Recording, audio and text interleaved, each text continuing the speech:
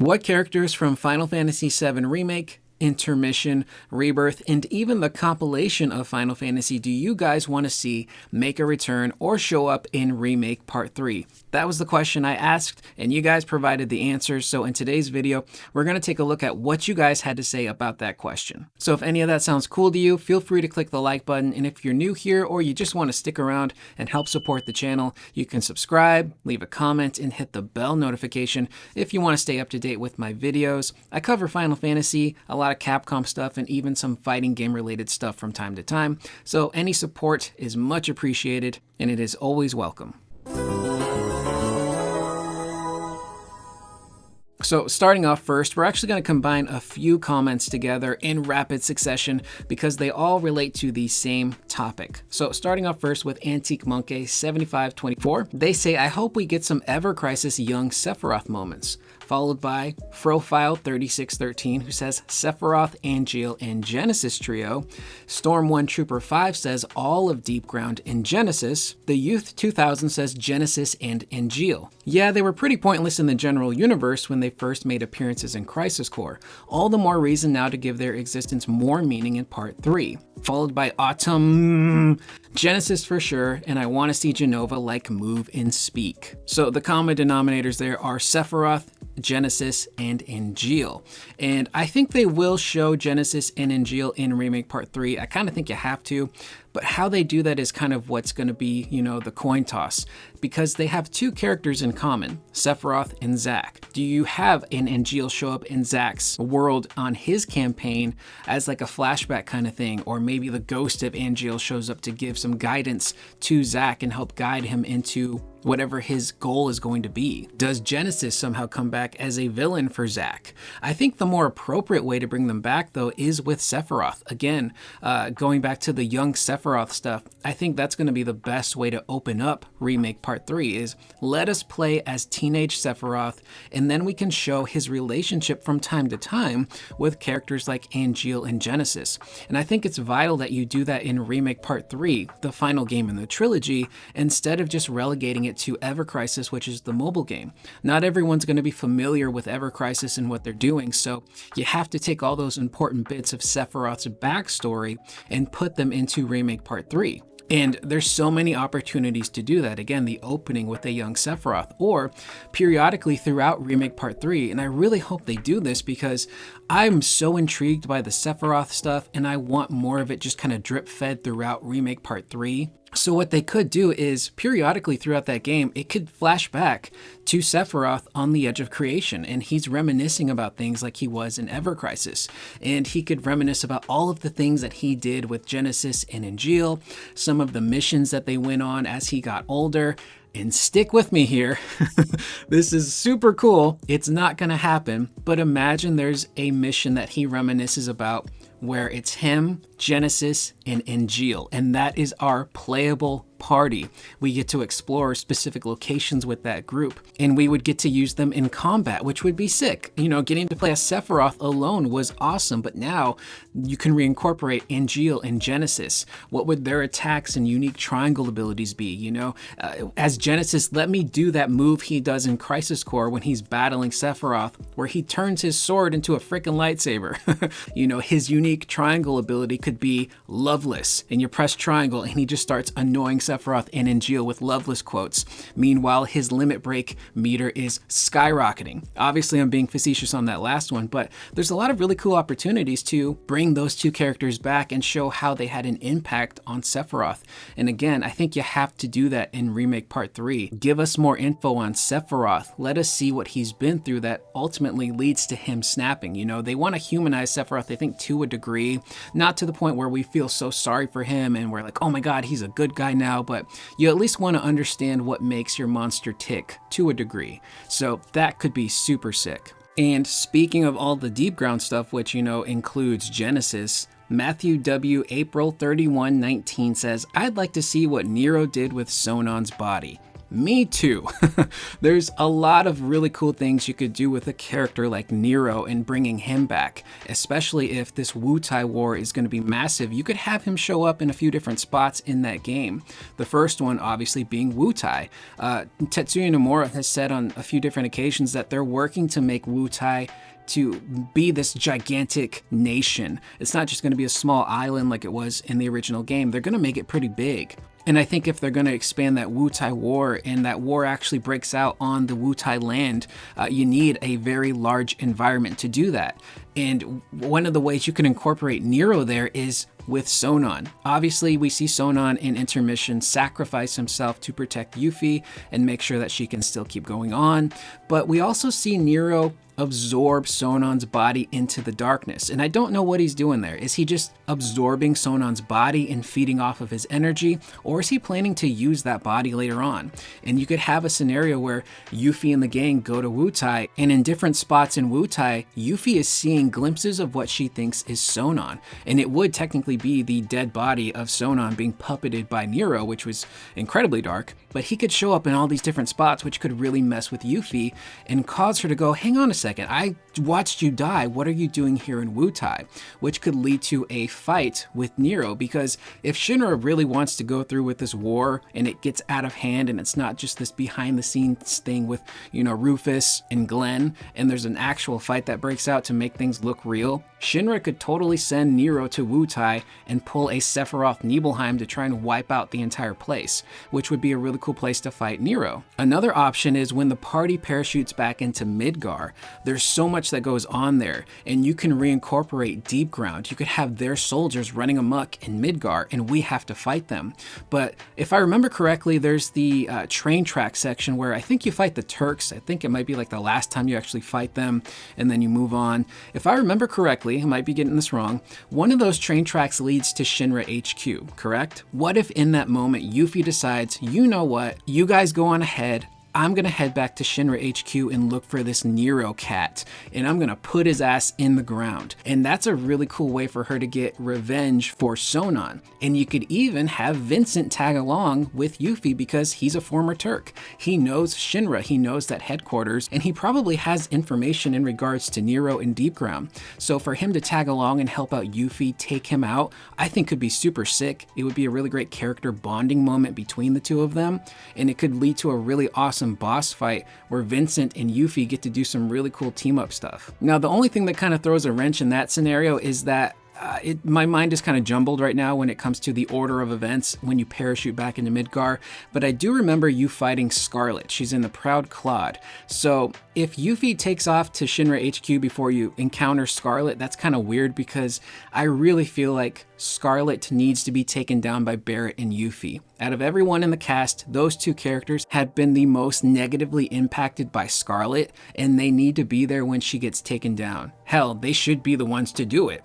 You could have a really cool cutscene where Yuffie and Barrett are the final blow to Scarlet, essentially. So if Scarlet's going to be in that location, maybe she's the first boss you fight once you land in Midgar, and then Yuffie can go back to Shinra HQ. So that way she at least gets to be there when Scarlet goes down, and then to continue that, avenging mission for Sonon in Wutai, she can then go back to Shinra HQ and fight Nero, and Vincent can still tag along. You could even have Barrett join if you really want to, and then everyone regroups on their way back to Hojo to take him out. You could even have Nero be the final boss on the way to Hojo, like he's Hojo's bodyguard or something. There's so many cool opportunities and twists and turns and different ways you can incorporate these characters to make it work. And there's going to be so much emotion tied to that stuff, especially going back to Midgar for Yuffie in particular and revisiting Scarlet, revisiting Nero. It's just going to open up some massive wounds for her. And speaking of Wutai and this whole war, Yin2 Yang 2020 says, I've got a few on the list of possibilities. I'm expecting the Sviets to make a comeback for Yuffie's story in the build-up with this Wutai war. As such, I'm also expecting Shalua to appear. Shara and Cid's dynamic is another one I'm most excited about. I'm expecting Cisne to play another role again and maybe even get some potential hints or actual appearances by the Before Crisis Turks, Elfe and Verdot. Also for some unique secret bosses. Is it Zirconide? Zirconide? This is where my FF7 fan card gets, questioned. And Emerald Weapon. I'm also expecting more new summons than just the remaining ones we're missing from the original game. So my knowledge of Before Crisis is pretty bare minimum since I never played the game when it came out because it was locked to Japan specifically, so I know very little about that story. I know it focuses on the Turks, and I know that they fight a weapon, and that's pretty much it. So I'm not really ingrained with all of the characters that were there, and if there was any characters from Dirge of Cerberus that had involvement with that, it's been so long since I played that, and I kind of like to wipe Dirge from my memory, so apologies if I don't remember some of these characters. But again, that Wutai War I think is going to play a massive role in this game, not just on the shores of Wutai, but it's probably going to bleed back into Midgar. And when we parachute back into Midgar, it could be Wutai soldiers as well as Deepground soldiers that we're coming across. The dynamic between Cid and Shara is going to be really interesting because some people were complaining that Cid felt a little too different in Rebirth. He was maybe a little too kind, he wasn't swearing enough, and perhaps getting back to Rocket Town, having just witnessed the death of Aerith, still dealing with the crap with Shinra, could maybe bring out some of that angst that Cid is feeling and some of that anger. And it could be, where he projects it onto Shara like he did in the OG game. Although in the OG, he was pretty abusive, which I think they might want to stay away from that, and they probably should. Cisne is a big question mark because does she come back? She seems pretty content in Gongaga doing what she's doing in that village, training people, taking care of everyone, especially looking out for Zack's parents. I don't know if she would want to leave them and Gongaga to head back to Midgar or work again for Shinra or even fight against Shinra. I think an even bigger question too is, are we going to get the opportunity to go back to Gongaga? If Remake Part 3 ends up being a truly massive open world that allows us to use an airship to get to all of these locations we visited in Rebirth, plus the new ones in Remake Part 3, then there's an opportunity there to go back and speak with Cisne and see what she's doing. But whether or not they bring her back into the main story, I actually don't know. And then, of course, the weapon battles. You could have the classic weapons show up. You could even include some new ones. I think, is it Sapphire Weapon is the first weapon that technically shows up but gets taken out by Rufus in the Junon canon. Maybe that changes. Maybe we get to fight Sapphire. And another thing I was thinking about in our previous video is the underwater battle with Emerald Weapon. How could they configure the gameplay to work in an underwater environment? My other thought here is if they can't do that, you could always have that underwater location that they had in FF7. I think it's just like the Shinra underwater facility. I don't think it was a reactor, I don't recall. But I think it's the location where you get Hades. It's just like this dilapidated area. If you really wanted to, and you couldn't figure out the water mechanics for, fighting in the ocean, you could just have Emerald Weapon be in that facility. I think maybe it would feel a little bit like a cop-out, but then you wouldn't have to worry about, okay, we're in the ocean, how are we gonna swim around and fight? We could just have this massive bunker area in that facility that is housing Emerald Weapon, or Emerald Weapon breaks through the earth and ends up in that location. Might be a bit disappointing, but if they can't figure out the water stuff, that might be a backup plan. These next two pertain to Tifa. First, we have D's Nuts saying, I'm genuinely excited for us to get to play as Tifa for a major chunk of the story, even if it's not for the whole game. Personally, I hope they make us play as her from the start, just to make Cloud feel even more distant from us as he slowly loses it more and more. It'd be depressing as hell to see that from her perspective the whole time it's happening. Josh White 83 says, I'm really hoping for a reunion between Tifa and Zengan. And then Gary Wood 97 brings back the slap fight between Scarlet and Tifa. Again, that slap fight I think is going to be way different. That entire section of the game is going to be insane because Tifa and Barrett are essentially going to be, on their deathbeds. They're going to be executed live on television until they're able to escape. And Tifa and Barrett battling their way through Shinra operatives, and then they split up, and then Tifa, inevitably has to engage Scarlet. Zengan coming back, I think will happen. If they've taken some cues from the new threat mod, which some people are probably familiar with, which they kind of did with Remake and Rebirth in terms of like character abilities and specific classes, like Barrett being like the big tank of the group, I think they will bring Zengan back because there was a really cool mission in New Threat where you went on a side quest for Tifa, and she tracks down Zengon, and her final lesson as his student is essentially to fight him in combat and beat him. And that proves to Zengon and Tifa that she is ready to move further and tackle Sephiroth and do what needs to be done to save the planet. So having him come back, teach Tifa a few lessons, maybe even teach her final limit break, could be pretty sick. But I do expect him to make a return. That would be pretty weird if they didn't have him come back. And then opening the game with Tifa, that honestly would be pretty sick. Having Cloud not be playable. And it would make sense with the narrative that they've built in Rebirth, where Cloud's not in his right mind. He's being taken advantage of by Sephiroth and Jenova. There's that Aerith manipulation. There's also, more importantly, the black materia, which is having influence on him. So if we're locked out of Cloud from the beginning of the game and we're just observing him as like a secondary character and we're seeing how all of this stuff is affecting him, again, maybe some combat stuff changes happen with Cloud where he becomes way more of a Dark Knight, becomes more violent, unhinged, and we're just seeing that. We don't get to play as him, we don't get to experience it, but we're seeing it from the eyes of Tifa of, hey, Cloud's not all there, man. Something is going on. And then when we lose Cloud for a good chunk of that game, it makes it even more impactful. That's a really great idea. I actually really like that. Following with the whole idea of unhinged Cloud and losing him, we have Empty Melodies 3316 who says, weirdly enough, Cloud, specifically after the live stream sequence. I'm curious to see his character portrayal after that and if his gameplay changes up at all. That's the big moment a lot of us are waiting for, is that big reveal moment where, Cloud has his come to Jesus moment and becomes Cloud, has all of his proper memories put into place, and is finally, hopefully, able to let go of some of that guilt and anger he harbors towards himself for everything that's happened in his life. But also gameplay stuff, like you brought up. Could they change Cloud's combat, especially if they decide to go that Dark Knight route early on in the game where he's a much more violent character? Does his combat style now change up and become a mix of everything? It's almost like a Tekken 8 situation. Spoiler alert for those of you who didn't play Tekken 8, but that's basically Jin Kazama's story. In his final battle in that game, it's like a gauntlet of battles with Kazuya Mishima, his dad. You go through like stuff in space and you turn into like these angel demon fighters, and then you crash back down to the planet and you're just regular human beings. There's a really cool gameplay mechanic where Jin, in his gameplay style, starts to change every single round. You beat Kazuya and Jin's mechanics change, and you're playing as the Jin from Tekken 3, but there's also mechanics of, Jin from Tekken 4 in there, and then Tekken Tag, and then all of these different iterations that we've seen of Jin in these Tekken games are all kind of merged into one moveset. It's really cool. And you could do something very similar to Cloud, where some of his, attacks and abilities from Remake show up, stuff from Rebirth shows up along with some new stuff. Could be pretty sick. And keeping in line with Cloud and some movesets and maybe some new weapons, we have Wreak Havoc, who says, even though I don't think they are, but I hope they go around the time of Advent Children so we can get the Fenrir bike and the Fusion Sword. So here's an idea here.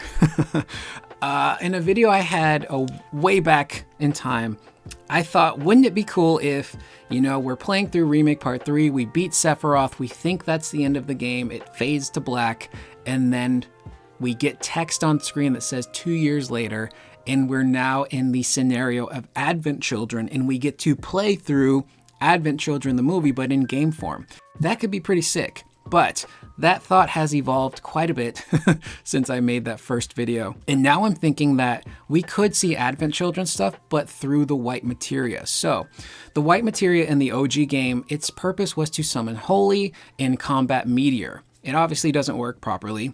And in the Remake trilogy, it seems to have a much different purpose. It's not just summoning Holy, which I think it still will do, but the white materia seemingly holds the knowledge of the live stream. And from Sephiroth in the Nibelheim flashback, he tells Cloud and Tifa, essentially the knowledge of the planet, the knowledge of the ancients is within this materia. And when we equip it, it gives us the knowledge on how to use it. So what if it's the same thing for the white materia, but instead of just casting a spell, that white materia gives its user the ability to see into the live stream and all of these different worlds that have already taken place, which would explain a lot of stuff with Aerith. In Remake, Aerith was just this flower girl that we came across, but there were moments where she knew way more than she should have. Like when she encounters Cloud in the church for the second time, Reno comes in and she immediately knows Cloud is a merc.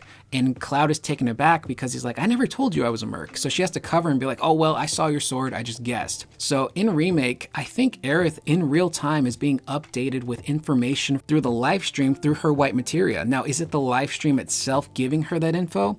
Or is it Livestream Aerith, the OG Omni Aerith, who has been through this stuff before? She knows what's around each corner. She knows all of these different scenarios and outcomes with these characters. So little by little, she's drip feeding our Aerith, Remake Aerith, this information. And she's, I don't know how else to explain it. Like, I guess she's slowly like a hard drive that's being imbued with new information and then saved and then overwritten and saved with all of this new knowledge, which explains why she knows Cloud so well.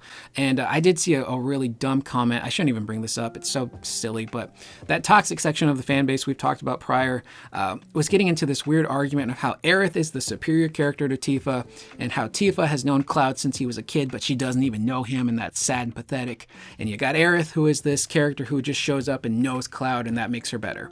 She knows Cloud because of the damn materia. She's, again, being drip-fed this information, so she's got a much bigger idea of who Cloud is and what he's going to go through.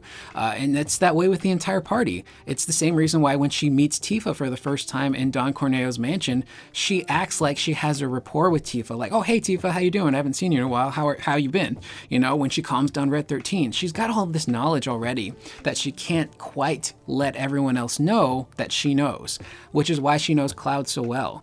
She's got that material giving her this information, but she is really good at sussing people's BS. And she knows that the, image that Cloud projects is not clearly who he is. So there's a lot that goes into that. Circling back to the white materia, what's going to happen with that in Advent Children? So obviously Cloud has the empty white materia, and if this thing can get filled with knowledge, what if the live stream fills that back up, but with images that pertain to Cloud? So he gets to now see all of these different outcomes where he's fought Sephiroth. Maybe he's lost to Sephiroth in some of these worlds. He's beaten Sephiroth. And one of those images he could see is Advent Children, his battle with Sephiroth at the destructed Shinra HQ. And that could maybe teach him the ability to use Omnislash and put Sephiroth away for good. So that white materia is going to play a key role in this game. It's going to most likely get filled up with information, but instead of going to Aerith, it's now going to go to Cloud, which could even play a factor in how Cloud gets his memories back. I don't know how they're going to do it, but it's going to be super cool if they do it right, which could then allow us to see some Advent Children stuff, maybe get the fusion sword, or maybe just get a peek at it in like a quick cutscene of Cloud and Sephiroth fighting in the Shinra HQ dilapidated area. And speaking of white materia and Aerith, Jordan Walton 1701 says, I wonder how they're going to bring Aerith back. So I don't think they're going to revive Aerith and let everyone live happily ever after. I think she's going to stay dead. But obviously we're going to see visions of Aerith through Cloud. And again, there is the Genova manipulation Aerith that we saw potentially at the end of Rebirth, which is that really kind of creepy Aerith in the Forgotten Capital. I think that Aerith is going to show up to Cloud from time to time to kind of cloud his judgment, so to speak, no pun intended, and really mess with his head. But at the same time, I think Cloud is still going to get visions of the real Aerith. It could be Remake Aerith, it could be Omni Aerith, and I think a lot of that is going to be tied again to the live stream and the white materia and whatever its purpose is going to be. I think that materia still kind of is like a gateway for Aerith to communicate with Cloud, the real Aerith anyway. But I don't see them bringing her back to life and then she's now alive and happy and gets to live with, Zack and Tifa and Cloud in a, what's the word for a throuple but four, I don't think it's going to be that. And we'll end on some side character and NPC stuff with Andrew Wayland 4509 saying, I'd like to see Professor Gast in his recordings with Ilfana at the Icicle Inn, which is going to be great. And I really hope Sid is there for that specific section because he has maybe not a relationship with Ilfana, but he had an acquaintance with her, and he clearly is very fond of her. He knew young Aerith because he worked at Shinra HQ from time to time with, their space program and the Rocket Town stuff. So getting more backstory on Ilfana, Professor Gast, getting to see their relationship and all of that, it's still kind of murky to me because I haven't played OG FF7 in so long, but getting updates on that stuff I think is going to be vital, especially since we just lost Aerith, and getting, more backstory on who Aerith's mother was kind of twists the knife into our characters a little bit more of like, damn, we just lost Aerith and here is more information on Aerith's mother and, who she potentially is. Holio8701 or Jolio8701, depending on your level of literacy, says Kyrie, who they think is genuinely funny. Annabelle6038 says the Shinra middle manager, and I hope I get this right, I'm probably going to butcher it. Renaud the Unison8935, I hope I got that right, says, I really love Madam M and Johnny is funny, but I worry a bit about Chadley. I know it's dark, but since the OG until now, I can't wait to kill Hojo and Scarlet. Also, I still hope to see Aerith around. So Kyrie popping back up, I would assume that her grandmother will be with her. Last we saw them in Rebirth, they were leaving to do like one final mission together. So that could put them back in Midgar, and maybe we come across them when we parachute back into Midgar. And again, there might be some time in that section to do some side quests, some smaller stuff in Midgar, which would be really nice, unless it's just okay, we hit our feet into Midgar and we just go. But seeing what those two are going to be up to, I think is going to be super interesting. Kyrie, again, had a lesson to learn at the end of Rebirth. I thought she was pretty funny through most of it, but ooh, she was working my last nerve on that last mission where she just takes Cloud and the party for granted. Like, oh yeah, I totally signed up for this job that's going to require you to go to these different locations and fight these monsters and take some of their key items. Luckily, when I got to Kyrie, I'm such a completionist, I already fought those monsters. So all I had to do was go to the beach on Costa del Sol and do that last thing. But she had a big lesson to learn there. She was taking advantage of people, and hopefully, under the tutelage of her grandmother, she can, be a bit of a better person. More of a Robin Hood figure like her grandmother is. Instead of taking advantage of people, maybe actually try to help some people and give back. The Shinra middle manager is, no joke, one of the characters, or at least NPCs in this trilogy that has had some of the greatest character growth ever. Seeing him on the train and how he stands up to Barrett, but he's also still clearly afraid. His interaction with Tifa, of how she's like, I don't care that you work for Shinra, I just want to make sure everyone's safe. Can you do that for me? And he works with her. He helps get everyone off of the train. And then seeing him pop back up in Costa del Sol, and he's torn between, doing his job and being this straight-laced middle manager, but also like being free and having fun and thinking of his family. And inevitably he says, screw you, Shinra. Does he go back on his word and go back to Shinra? Is he now living, elsewhere in the world or somewhere in Midgard, just doing his own thing? Maybe he's got his own like coffee shop or something, and he's just happy and free. We got to get the ending to that man's story. I am fully invested, and I think he's genuinely one of the more interesting NPC characters in this universe. And then, of course, I love Madam M. I love Johnny is always a hoot and a holler. I don't think he was mentioned in any of these comments, but Andrea I think is fantastic, and I was super bummed we didn't get more stuff with Andrea in Rebirth. I thought for sure this man was going to have his own like upgraded honeybee inn at the Gold Saucer, and we'd get to go talk to him and have some conversations, but he's in the game very briefly. We see him on the Shinra 8 with Madam M, and then we see him again in Costa del Sol when Tifa has to do the piano recital, and then he's in the dance number at the Gold Saucer, and that's it. We don't get to really do anything more with him. So to bring him and Madam M back, just to see what they're doing, are they heading back to Midgar? Are they expanding into other areas of the world? I really want to see that. I thought they were genuinely well-written, funny characters, and to get updates on them, I think is going to be great, especially Johnny. Johnny had some pretty massive character growth from Remake to Rebirth, where he starts off as kind of like this bit of a loser who's simping so hard for Tifa, and then eventually, working with Yuffie, he gets the courage to save everybody, and he's now opening up his own resort spot at Costa del Sol, which is gaining traction and getting more popular. So to see what he's going to do in part 3, I'm excited to see that as well. And then, of course, Chadley, my boy. I know a lot of people don't like you. They got annoyed. I didn't really have an issue with him. The only time I raised my voice at Chadley is when I backed out of a VR mission to do something else, and he just kind of eggs you on like, oh, are you like off your game today? And I'm like, shut up, Chadley. I just went through some hard stuff. I'm going to come back later and demolish your VR stuff, but like, give me a break. But other than that, I think Chadley is very interesting. He's obviously this android boy who was created by Hojo. Hojo still seemingly has his claws in Chadley to a degree, and that's going to come into play in part 3, where maybe Chadley dies or is taken away from us like Cloud for a brief period of time, and we no longer have him to rely on for the VR stuff, which could feed into, again, us coming across natural summon materia. I really, really want that in part 3, and I hope they do it. But Chadley, I think, might have a much darker story in part 3, and I think we might see that slowly start to affect him throughout the game, where maybe his demeanor changes and his attitude shifts from happy-go-lucky, wanting to archive everything about the planet because he genuinely loves it, to something maybe a bit more jaded and condescending. So there's a lot of opportunity there for character growth for that character, and hopefully he doesn't have a super sad ending. Hopefully they can save him, but you never know. With that being said, that is the video. It's a bit of a chunker. We had a lot of really great questions and a lot of opportunity for discussion in this video. Again, please let me know. If you guys want me to continue doing this, just, let me know in the comments down below. Like, hey, we'd love for you to do this a couple times a month. I'm never quite sure if people are interested in this kind of stuff, but there were some really great questions. Thank you guys for taking the time to respond to my comment thread. It's much appreciated, but let me know in the comments down below what you guys think of these topics. I am Curious Corduroy. I will see you guys in the next video. Please remember to always be excellent to one another.